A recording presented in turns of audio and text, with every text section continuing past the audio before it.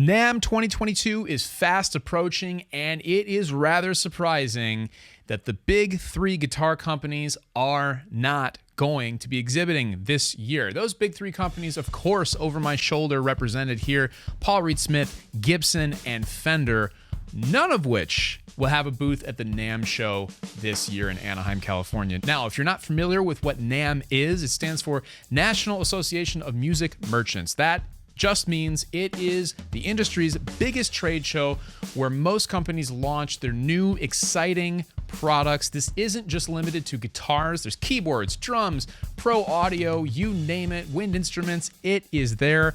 And normally it's a who's who of major companies like the ones I mentioned. But this year, you're not going to see Fender, Gibson, or Paul Reed Smith. Now, Gibson has skipped the NAMM show in the past, causing some people to ask, ooh, are they in trouble? But now we've got the big three who are choosing not to go to the show and display their new products. That doesn't mean they're not going to be launching new things for 2022 and beyond. Of course, they will, and they're going to announce those via their own channels. I don't have official reasons for why they are not attending. However, I do have a statement from Paul Reed Smith, the company, and it reads as follows. PRS Guitars will not be displaying at the NAMM show in June of 2022. Like many others, we have taken the last couple of years to evaluate many of our business practices and activities, and we have worked hard to develop even stronger relationships with our partners. With that, we have also been having meaningful conversations with NAMM, and we look forward to continuing our work with them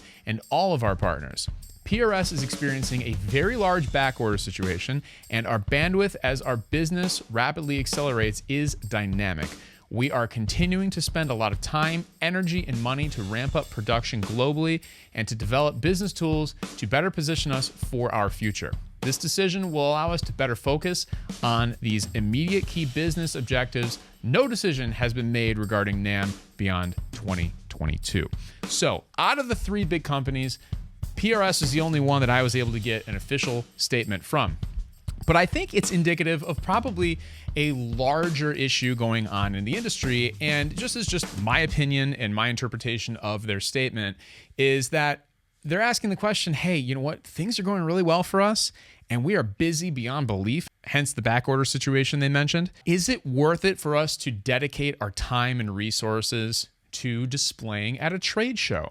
So in my limited experience in this industry, I think that this is a question that many companies, also outside of the music industry, are going to be asking is things that were sort of in-person staples before the pandemic, are they worth doing after we either haven't done them or have made them virtual or some type of a hybrid event? Are they worth continuing to participate in? And, it's a good question to ask. And clearly, Paul Reed Smith has made that decision, at least for the 2022 NAMM show, to not go. Now, I can only assume that Gibson and Fender made similar decisions for similar reasons. I don't know, though. All three of these companies are very different. All three have very different ownership structures, and all three have very different histories. So, to be fair, I really don't know what it means when Fender and Gibson are deciding not to display anything at the NAMM show. But that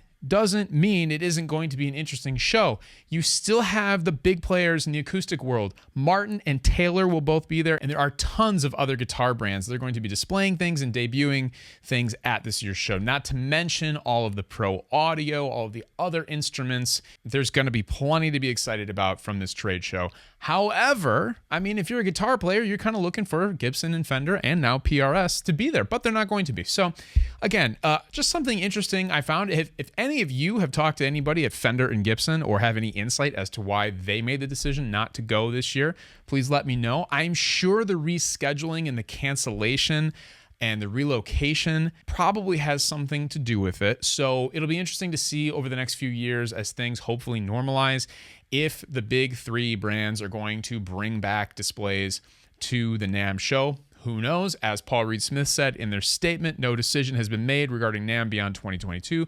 So you just don't know. It might be a year-to-year thing. Might depend on if they're launching something. Who knows? We'll see. I'll try to get in touch with people at those companies and bring you the information. If you like this video, please consider subscribing, liking, disliking, commenting, any of the above.